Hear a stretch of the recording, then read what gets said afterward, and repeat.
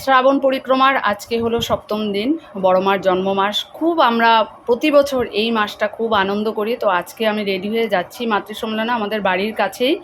তো পৌঁছে গেলাম, খুব সুন্দর করে সাজিয়েছে। আর সবাই আমরা রেডি হয়ে বসবো, এখনই মাতৃ সম্মেলন শুরু হবে।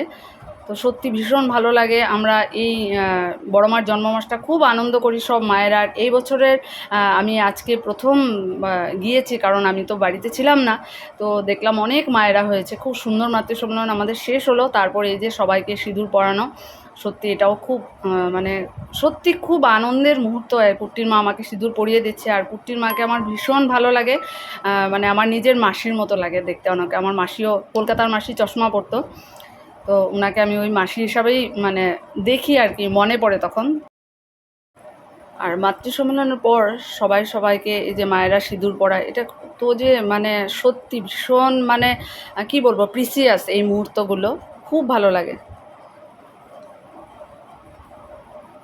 সবাইকে তখন সিঁদুর পরানোর পর কী যে ভালো লাগে দেখতে। এই কুট্টির বিয়ে হয়েছে নতুন, আমি আজকে ফার্স্ট ওর সাথে দেখা হলো, ভীষণ সুন্দর লাগছে। ও যেন এইভাবে ভালো থাকে, খুব আনন্দে ওর বিবাহিত জীবন কাটে, দয়ালের কাছে এটাই প্রার্থনা করি। খুব ভালো মেয়েও।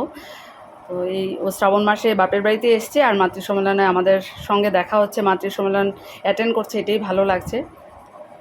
তো যাক, আমাদের সিঁদুর পরানো হয়ে গেছে সবাইকে, এখন আমরা সবাই প্রসাদ নেব। তো আজকে আমাদের বড়দার মহাপ্রয়াণ তিথি, তিরোধান তিথি, তাই আমাদের হবিষণ্য।